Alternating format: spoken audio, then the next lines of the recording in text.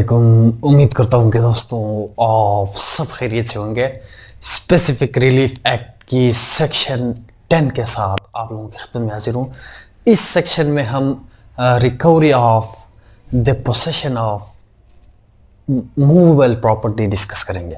सबसे पहले मैं यहाँ पर एक छोटा सा रिक्वेस्ट आप लोगों से करूँगा कि अभी तक अगर आपने हमारे चैनल को सब्सक्राइब नहीं किया है, kindly go ahead and hit the subscribe button. इसके साथ साथ मैं आप लोगों को ये बात भी वाज़ह कर दूँ कि अगर आपने स्पेसिफिक रिलीफ को कंप्रिहेंड करना है, समझना है, अंडरस्टैंड करना है, तो आपने लेक्चर 1 ज़रूर देखना है। अगर आप लेक्चर 1 देखेंगे तो आपको तमाम जो भी स्पेसिफिक रिलीफ में जो भी मुश्किलात आगे आएंगे या जो भी दिक्कत होगी, जो भी मुश्किल होगा, जो भी सेक्शन आपको समझना मुश्किल होगा, वो आप जब लेक्चर 1, 2, 3 और मेक श्योर जो सेक्शन 8 और 9 पर भी जो मैंने लेक्चर दिए हैं वो भी देखें और इसके साथ इसको भी देखें।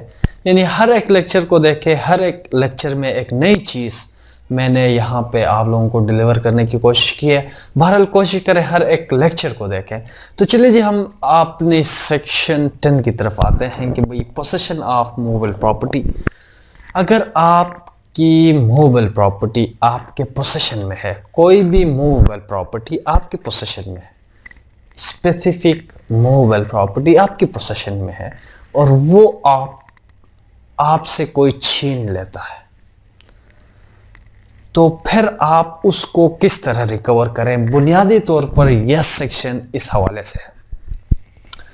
तो चलिए जी, हम आप लोगों को बताते हैं कि भाई आप किस तरह रिकवर कर सकते हैं। तो हमें तरीका ये बताया है कि भाई अगर आपको आपकी स्पेसिफिक मूवेबल प्रॉपर्टी रिकवर करनी है तो फिर आपने सीपीसी के अंदर सूट फाइल करना है।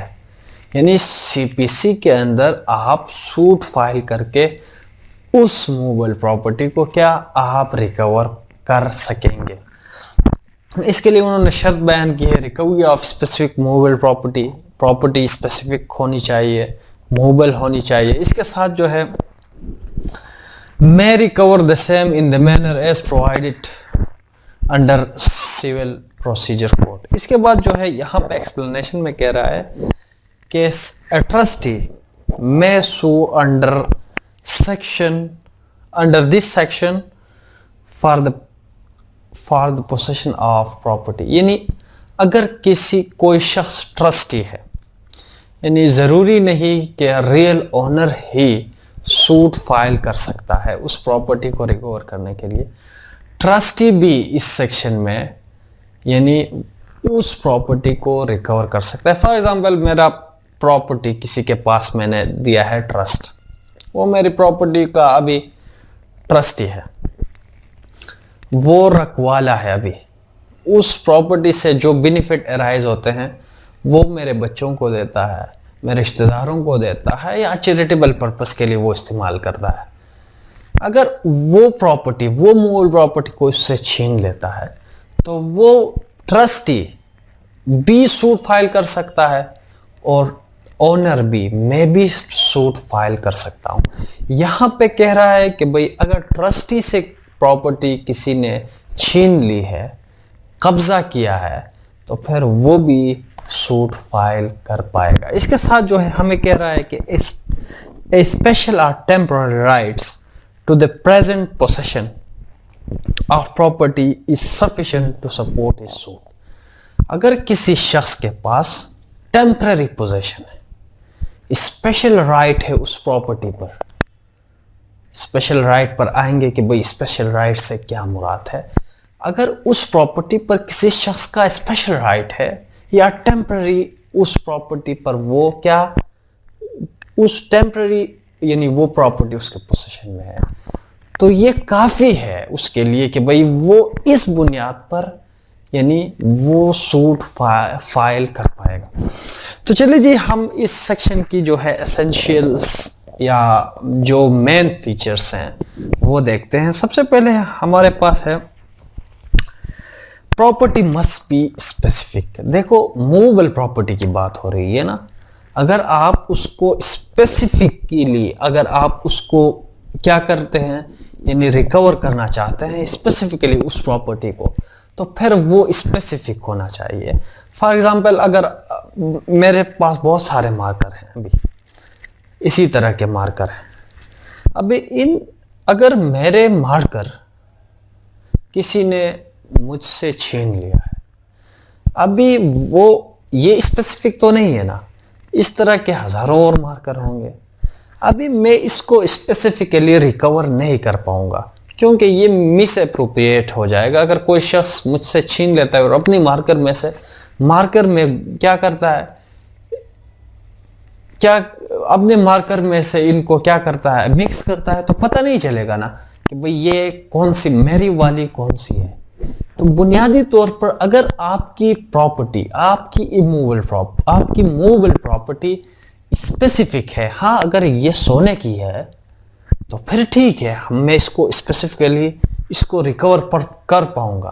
اگر نہیں ہے تو میں اس کو اسپیسیفکلی اس کو ریکور نہیں کر پاؤں گا. البتہ اگر میں نے یہ ثابت کر دیا کہ بھئی اس شخص نے میری پراپرٹی مجھ سے چھینی ہے انلیگلی، تو پھر ڈیمیجز مجھے مل سکتے ہیں. البتہ میں اس کو اسپیسیفکلی اس کانٹریکٹ کو یا اس کو میں انفورس نہیں کر پاؤں گا کیونکہ وہ پراپرٹی مس اپروپریٹ ہو گئی ہے، کیونکہ یہ اسپیسیفک نہیں رہی.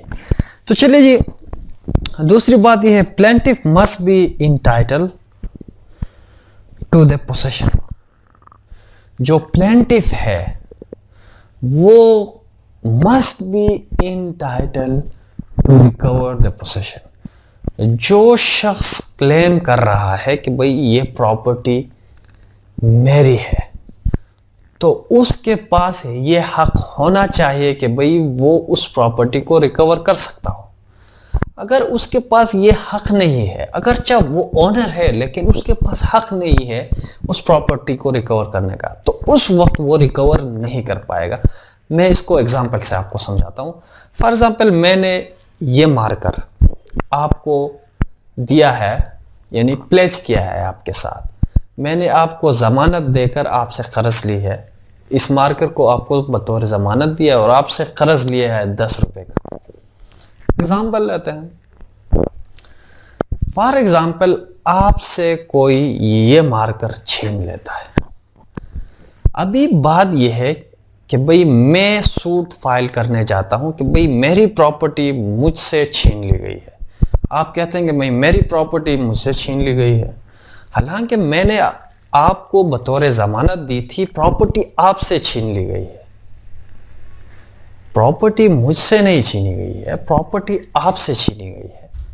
ابھی اس پراپرٹی کو ریکور کرنے کا حق آپ کے پاس ہے، میرے پاس نہیں ہے، کیونکہ میں نے آپ کو کیا کیا ہے، بطور ضمانت دی ہے اور آپ سے میں نے قرض لیا ہے.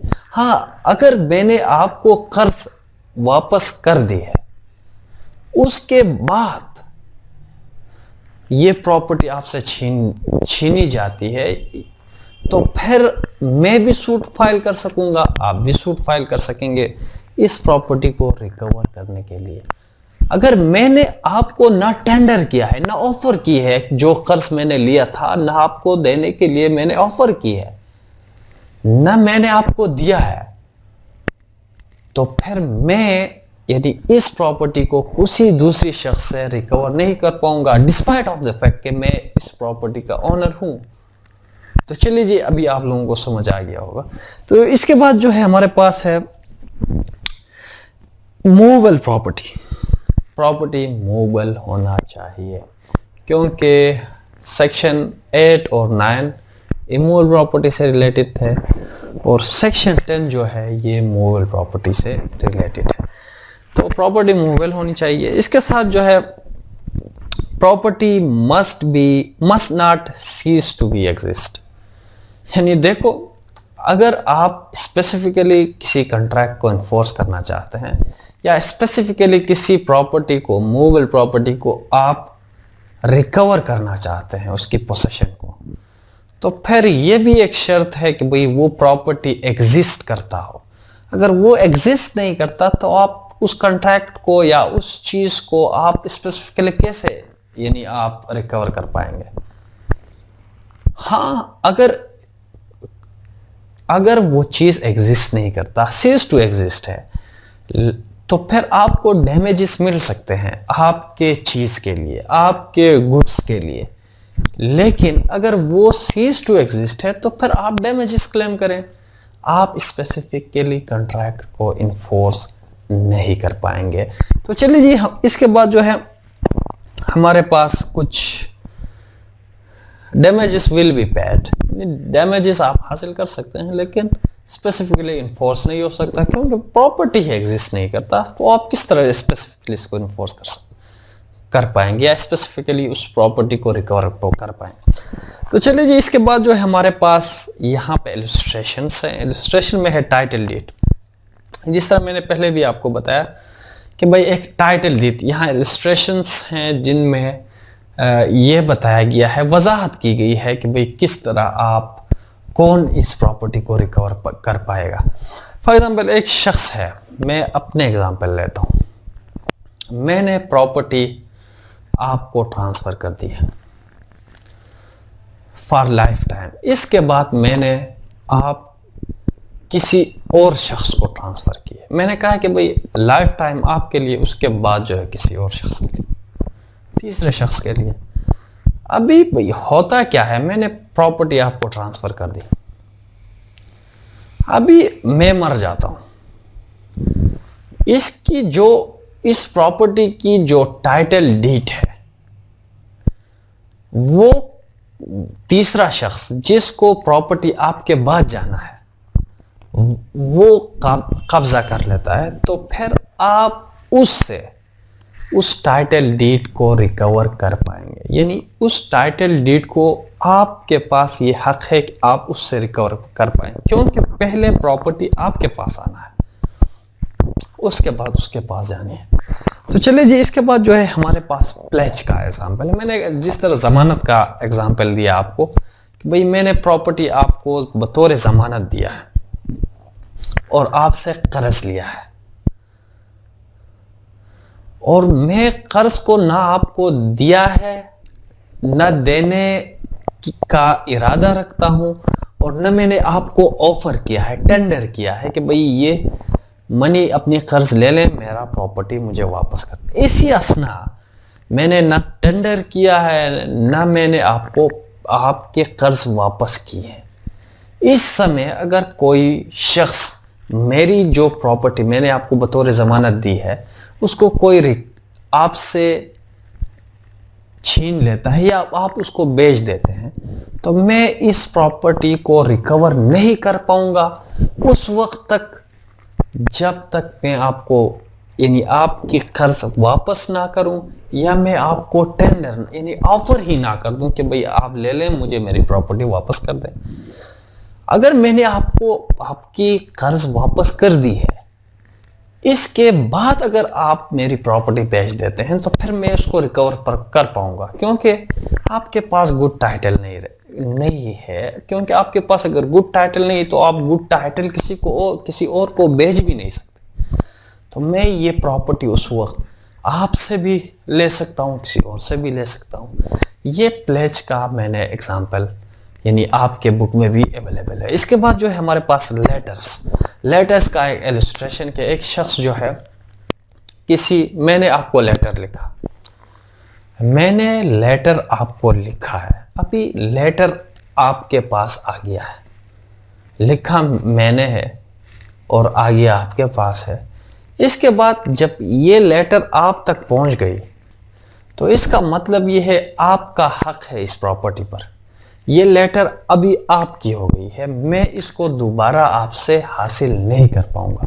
اگر میں نے آپ تک پہنچنے کے بعد اس کو آپ سے کیا کرتا ہوں، قبضہ کرتا ہوں، تو اس کے بعد آپ مجھے اسپیسیفکلی یعنی اس کو کیا انفورس کر سکتے ہیں، یعنی مجھ سے اس لیٹر کو کیا کر سکتے ہیں، ریکور کر سکیں گے انڈر سیکشن 10.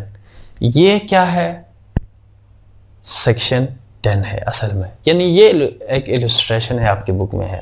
اس کے بعد جو ہے ہمارے پاس ہے فائنڈر آف گڈس.